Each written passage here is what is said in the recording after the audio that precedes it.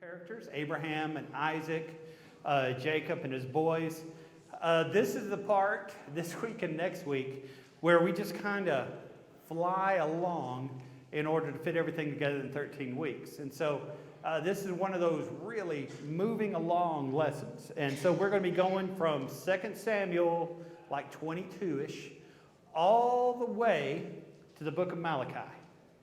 And so that's half of your Old Testaments right there. Now, what you don't notice a lot of times is most of the prophets, once you start at the prophets with Isaiah and go all the way to Malachi, you're really only talking about 2 centuries, like 200 years. So really, it's not that much chronologically, but biblically, we're covering a lot of ground today. We're going to focus on three of the three people. Let me go ahead and close the doors real quick. 3 people is what we're going to focus on. We're going to focus on Solomon, and he's going to be a pretty important person that we look at. We're going to focus on, after Solomon, we're going to focus on his son named Rehoboam. And we're going to get to know him a little bit and see some of the not so bright stuff that he did. And then we're going to look at, let me think of what his name is. The whole book of Haggai is written about him. It's B-B-A-B-E-L, Zerubabbel. We're going to talk about Zerubabbel, which is the most famous guy in the Bible that we know nothing about, generally. But you'll notice, if you look at Matthew 1 and Luke 3, he is included in both genealogies. You'll notice he has 2 Old Testament books almost completely written about him. And he is all over the first half of the book of Ezra. So he is a major character who most people in the church have never heard of, almost like Melchizedek. But Zerubabbel is just one of those guys where you bring him up and people go, who? So here we are. We get here in, now we're hanging out in the very end of 2 Samuel, like chapter 23. And David is giving his last words. And as he gets ready to pass away, he is just about to the very end. And as you open up 1 Kings, you see where one of David's sons, named Adonijah, I think it is, he is the oldest living son after Absalom and everybody else did their dumb stuff. He's the oldest living son. David is on his deathbed, and Adonijah says, hey, it's time for me to be king. So he calls together all the chariots and proclaims himself king. Bathsheba goes to David and says, I'm the favorite wife, therefore my son should be king. And so Nathan, the prophet, agrees, so they put Solomon onto the throne.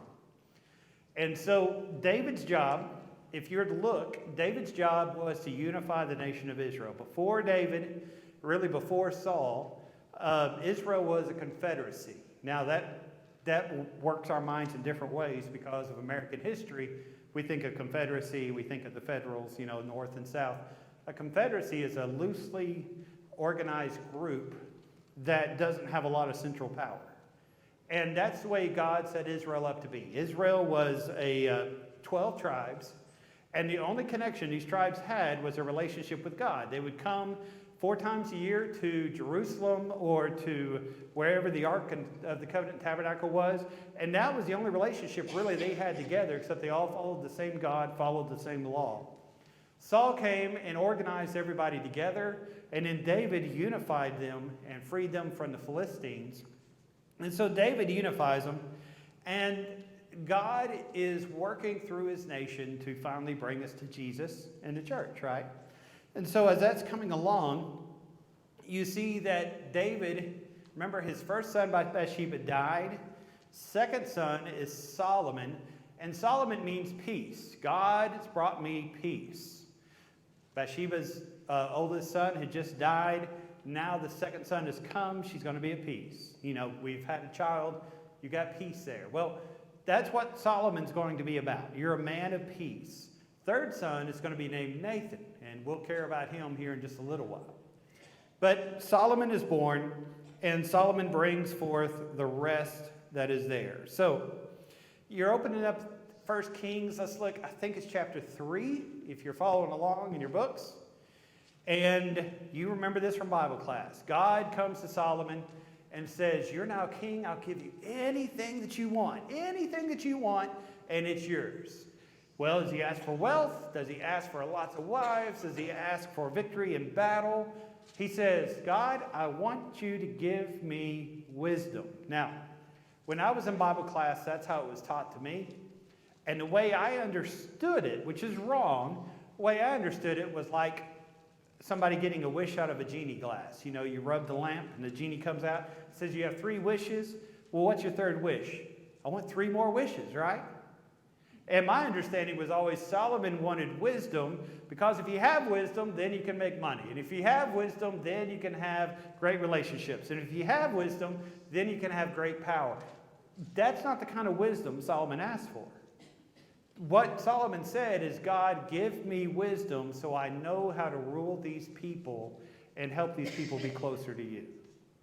And so when God saw that his heart was right, he was like David, a man after God's own heart. When God saw that that was right, then God blessed him with all these other things as well. The wealth and the family and the great monuments and power and victory in battle and everything else. And so that's what we see there. And so Solomon becomes a very mighty king. And you see his wisdom when the 2 women are fighting over 1 baby. He realizes how powerful and strong. Nothing in this world is stronger than a mother's love for her child. And that is the strongest love that there is. As long as it's a healthy love, which is there. You read about that in Titus chapter 2. But there's nothing stronger than the love and the natural relationship of a mother and her child. And so Solomon knew that. And you see the wisdom as he goes there. Wisdom that he has with the Queen of Sheba and all these other things. So you see these powerful things. And so God, through Solomon, built the temple. Solomon wrote several Old Testament books, Song of Songs, Song of Solomon, Proverbs, Ecclesiastes, quite a few of the Psalms.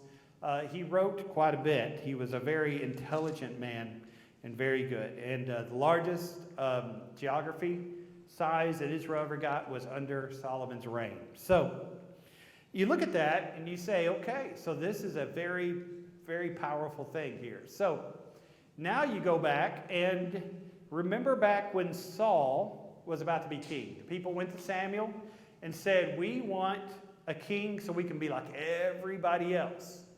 And Samuel said, you don't really want that. And they said, oh, yes, we do. We do want that. We want a king that will make like everybody else. And so if you go back to the book of Deuteronomy, chapter 16 and 17, Moses' very last sermon, Moses tells the people, there's coming a time when you want a king. Let me just tell you, Moses says, you don't want a king.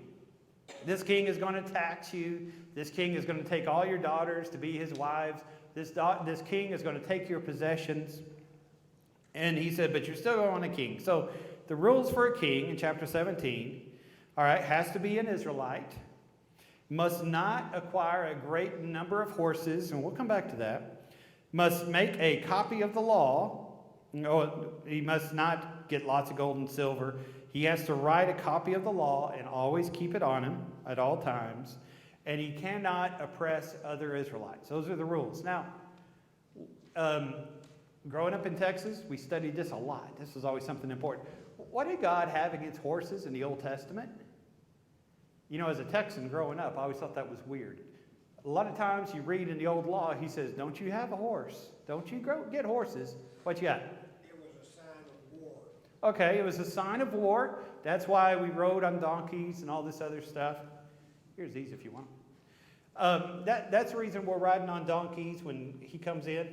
Yeah, a chariot would be the idea of, we would think of an M1 Abrams battle tank, or maybe F-22 or whatever number we're up to nowadays, where if you have air superiority, the U.S. ever since World War II, except for a few times in Korea, has always maintained air superiority.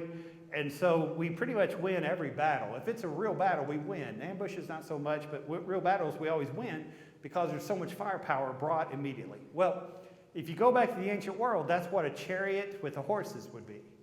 That was where your power was. And so as you go through the Judges and as you go through Joshua, you read about Sisera and his 900 chariots of steel. And you go through those things.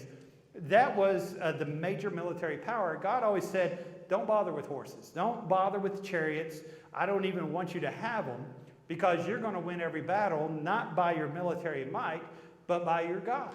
Your God is greater than their God. So I don't want you trusting in yourself. I want you to trust in God. And so Israel really never kind of had that stuff. Now, you'll notice once we hit the kings, suddenly we become like the world and we start accumulating horses. And we accumulate a lot of those things. So those are the rules. Now, you begin studying 1 Kings 4. He accumulates 10,000 horses. He has a huge military force.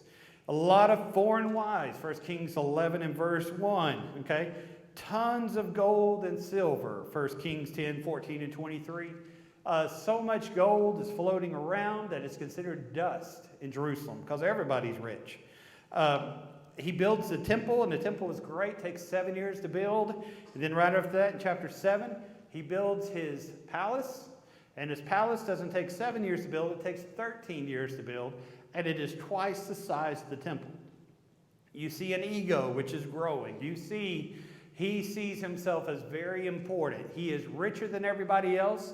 He has multitudes. How many wives and concubines did he have? You remember?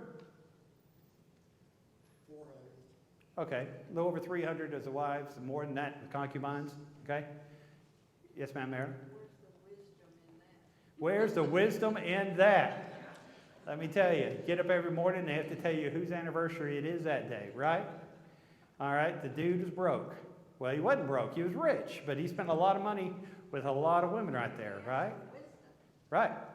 And there he walked right into that. And what you see there is he started well, and the ego changes who he really is.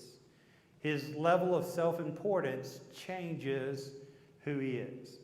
And the reason this is brought out so strongly in 1 Kings is you're going to see this in every king that follows.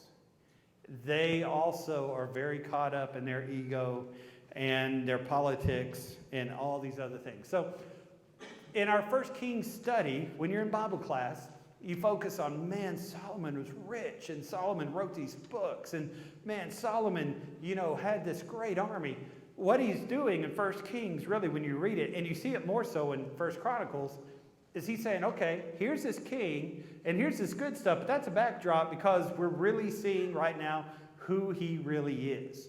What money does, if you ever accumulate money, what money does, it doesn't really change you, but it exposes who you really are.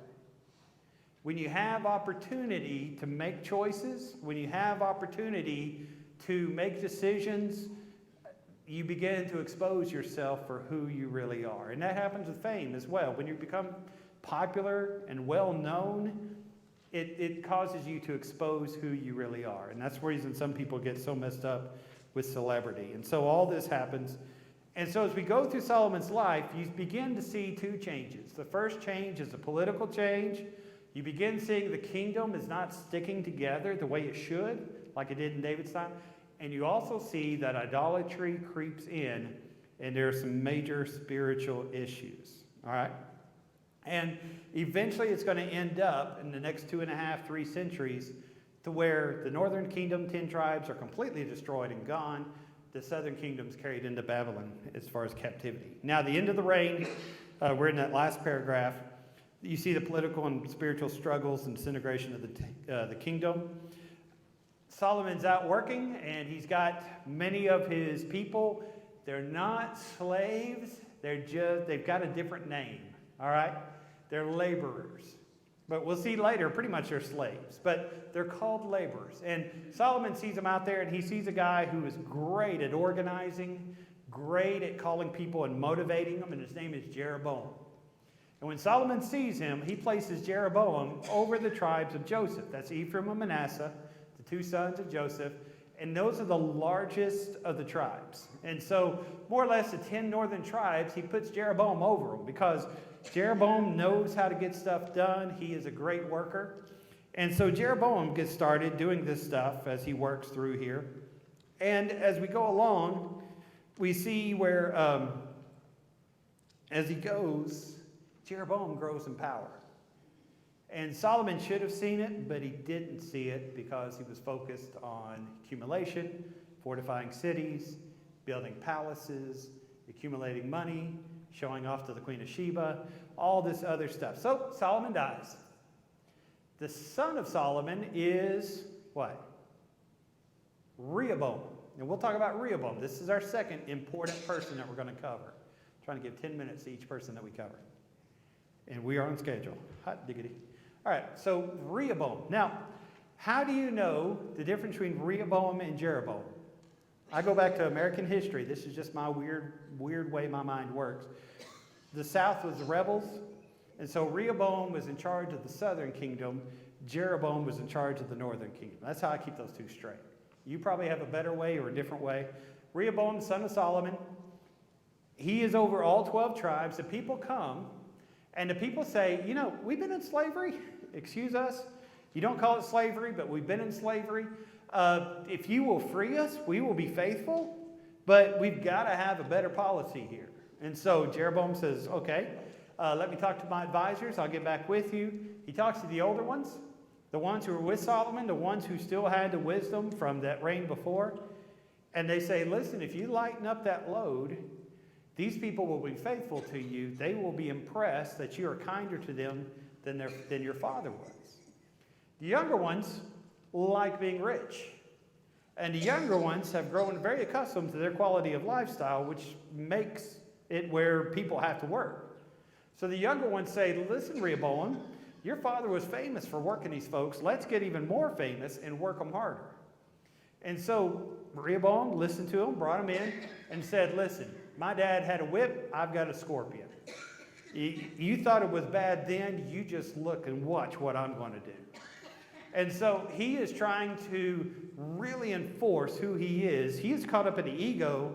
Solomon, it didn't come till later. He was raised under the egotistical Solomon, so he starts off that way. And then we have the split. The 10 northern tribes have left. They're now under Jeroboam. 2 tribes, Judah and Benjamin, stay under Rehoboam. So now you have Israel, and now you have Judah. All right, you've got some serious issues with this split. You know, nowadays when people divorce, you know, who gets the dog? Who gets, you know, all this stuff, important stuff that they talk about. They never fight over the cat. You ever notice that? It's always the dog. All right, you know, if you have mice, you can get a cat. That'll take care of your mice, but you're still stuck with a cat, right? All right, well, sorry. Acts 8:4, you go everywhere preaching the word. All right, I've got to get back on subject. All right, so you got a problem when you split the kingdom, and Jeroboam sees that. Jeroboam realizes, I've got an issue. I'm separated from the southern kingdom, but the law says 4 times a year, I've got to send people down there to worship in Jerusalem, and they're going to come back and worship in Jerusalem and hear about, you know, here's the son of David who's the king there, and here's his palace, and why have you moved away, and all this stuff. And so he decides to build his own religion. Never heard of that before, have you? And so he builds his own religion and makes it where instead of having to come in Passover, which is right in the middle of the harvesting season, very inconvenient, now it's after the harvesting season. And they're going to worship in places very close to them. You don't have to have Levites to be a priest. Anybody can be a priest. Anybody can worship the way they want. And so he makes the northern nation have a much more palatable religion.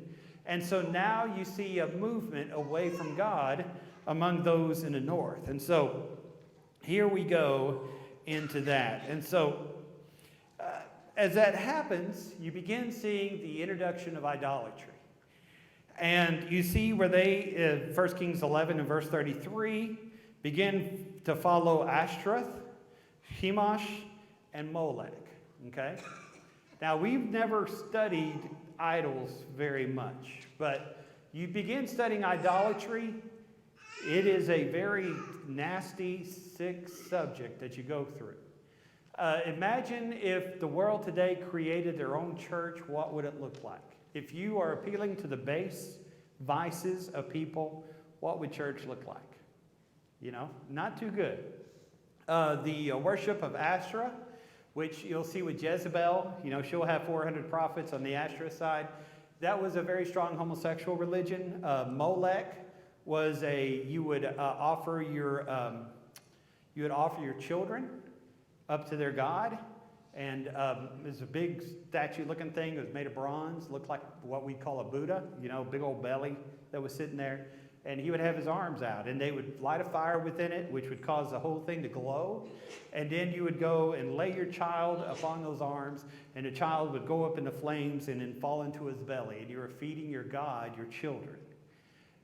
Really weird stuff as you go through there. Yeah, Dan? Also, many ministers have pointed out that when nations turn from God, they start sacrificing their children. Right. And so when America started letting abortion come into the culture, no different than a heathen nation. Well, you look at communist nations and you look at how many people they killed. And it's crazy nuts. And you look at Christianity, people point to the Crusades, and people point to the Inquisition, and the Spanish Inquisition and the many people killed. They look at Salem witch trials. But then you go to Pol Pot, and I think people here are old enough to remember, some of that stuff going on over there in East Asia. You look at Mao and some of the things that happened in China and Stalin. When you leave God, you go places where you would not want to go. And it gets really bad really quick. And so, studying the French Revolution will show you that pretty quick. Yes, ma'am?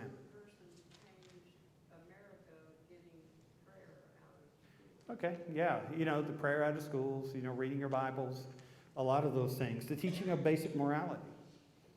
And the world is very different. You talk to anyone who is a school teacher, especially a high school teacher, they can describe some interesting situations to you that we couldn't imagine when we were in high school, even 20 years ago. It's a very different world that our teenagers live through. It's very interesting stuff. Seeing where our culture has gone and what our culture... Now, there's some things with younger people, they're much more amazing than they were, 20 years ago with what they do and what they pull off. But the culture they face is, it's interesting as you look through that. And so the reason I wanted to bring out the Asherah, the Chemosh, and the Molech is I wanted to show where these people were going. Because sometimes when we hear idolatry, we think, they follow different religions. That would be like somebody being a Baptist or a Methodist or a Catholic. Now, this was a entirely anti-moral thing that they were going into, looking to their base instinct and going to the lowest denominator of what mankind could do and would do to one another. These people were absolutely evil when you went into that direction and you looked at those things which they had. And so Rehoboam did not have the wisdom that he needed to follow, and so he absolutely destroyed the kingdom by splitting it in half. And what's interesting is this happens so often in Scripture. Jacob and Esau, right? Twins, related by blood. One followed God, one certainly did not, right? You got Joseph and all the 12, Jacob's sons, all of them. You see over and over and over, Isaac and Ishmael even. You see the splitting, and some are religious, some are not, coming from the same family. And this happens so stinking often all through. So, Rehoboam passes away, and we begin a cycle. And you're going to go through, it's a little bit over 30 kings in the north, and every king did not do what was right in God's eyes, did not follow in the ways of David, okay? Usually they'll say he followed in the walk or the ways of the King Rehoboam. None of them are faithful. You go to the southern, and out of the 22, I think there are 6 which are faithful. So we don't do very good in the south either. And so over and over and over, you're going to see that the folks are not following the plan of God. They are not living the way that God wants them to live. They're going according to their own way. And that happens over and over and over. Now, in our mind, the northern nation went away. They stopped coming to Jerusalem to worship. And we think that they were totally evil because every king we see that's evil. 1 Kings 19, you got Elijah, right? Elijah fights on Mount Carmel against the people of Baal. And then he runs away. He goes through what I think is depression. And as he goes through this situation, he cries out to God. He says, God, I am all by myself. I'm up here trying to convert this king. His wife won't let me convert him. I'm up here trying to defeat these prophets of Baal. I am all by myself. God, I am all alone. And God stops him and he says, how many people have not bowed their knee to Baal? You remember the number? 5,000. Okay, 5,000 people have not bowed their knee to Baal. Now, this is the northern nation, not the southern nation. He's working in the north. All right? So even in the north, there is a good contingent, a good percentage of people who are still faithful to God. But the leaders are not doing what they're supposed to be doing. The leaders are not following in the ways of God. They are doing terribly. And so we finally come to the end of 2 Kings. 1st and 2nd Chronicles tell us the same thing that 1 Samuel through 2 Kings tells us. But 1st, 2nd Chronicles are written by Ezra after the captivity, so there's a much more spiritual aspect to it. But we reach the end of 2 Kings, and the northern nation, Assyria, has come and totally wiped it out. The southern nation, Jehoiakim, was in Jerusalem. He was taken captive, brought to Babylon. The temple has been just desecrated and razed, just wiped out. Jerusalem has been burned, 586 BC, and everything is done. And so you see the utter failure of not just the north, but also the south. People have been filled with their own ego, filled with their own ways, filled with their own evil, and because of that, everything's done. Now, Nebuchadnezzar usually killed kings. That was what they did for fun, all right? He didn't kill Jehoiakim. He brought him and kept him in prison, left him there for 17 years, got bored with him, and sent him back home, which is really weird for a king to do, especially Nebuchadnezzar.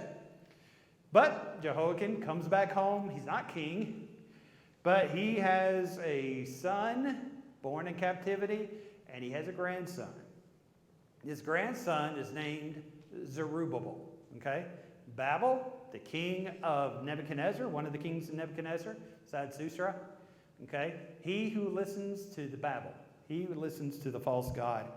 Zerubbabel is sent home with Zerubbabel and Joshua are sent home, the priest and the prince. And he leads 50,000 people from Babylon back to Jerusalem.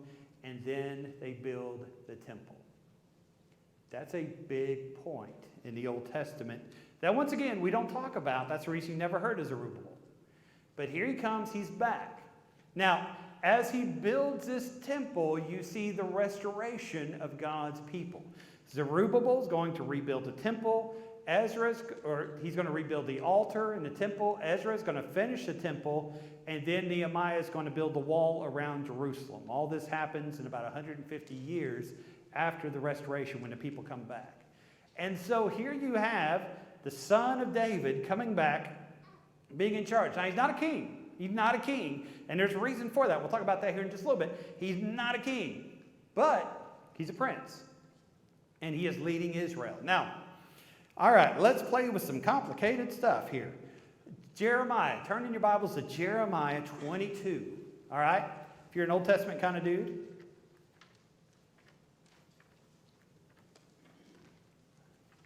Takes me a little bit to get over there. Jeremiah 22 is having himself a day. All right? We've been thrown into the cistern. Thankfully, it was dry. And as he's thrown into the cistern, he is not a happy dude. And he comes out and he begins to speak to one of the sons of Jehoiakim, Coniah. Okay? And as he's talking to Coniah, he brings something out. Okay, look, we'll start reading verse 28. Okay, is this man Coniah? This guy's supposed to be king, not doing too well because everything's falling apart. Man Coniah despised broken idol, a vessel in which is no pleasure. Why are they cast out? He and his descendants, and are cast into a land which they do not know. That's Babylon. O earth, earth, earth, hear the word of the Lord. Thus says the word of the Lord, write this man down as childless, a man who shall not prosper in his days, for none of his descendants shall prosper, sitting on the throne of David and ruling any more in Judah. That is a wowzer of prophecy. Wowzer. I think that's a very technical theological term. All right? Why is it a wowzer of prophecy? Okay. David was told that his kingdom would reign forever. Okay? So here we are. We've come down somewhere in the range of 13 to 14 generations. And Jeremiah says, nope. Nope. This guy, Coniah, this guy, Jehoiakim, they're never going to have a son ever again reign upon the throne. Never going to be a king. Not going to happen. All right. That causes some issues, especially with this class, right? Because if Jehoiakim does not have a son sitting on the throne, then you got some issues when we get to David, when we get to Jesus, don't you? And we go, wait a second, all right? Now, when you read in Matthew 1, Jehoiakim is listed in the genealogy of Jesus. And he goes on a different direction, Matthew does, and then he comes back to Zerubabbel. You go in Luke chapter 3, and you're at David, but then you go, instead of through Solomon, you go through the next son named Nathan, and you cruise along here. Totally different names, totally different people, and once again, you end up in Zerubabbel. Now, let me see if I can find a verse. Okay. 1 Chronicles 3:19. Okay, let's go look at 1 Chronicles 3:19. And I hope that's the right verse, because that doesn't sound right to me. But it might be. I mean, I wrote it. It's got to be right. Okay. The sons of Pedaiah were Zerubbabel and Shemaiah. The sons of Zerubbabel with Meshullah, Hanai, and Shelemith, their sister.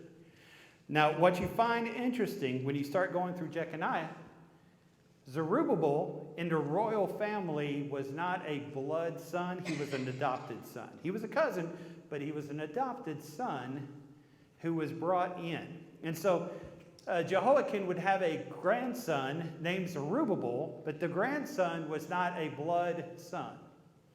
And so that's the reason why these lines go in two different directions.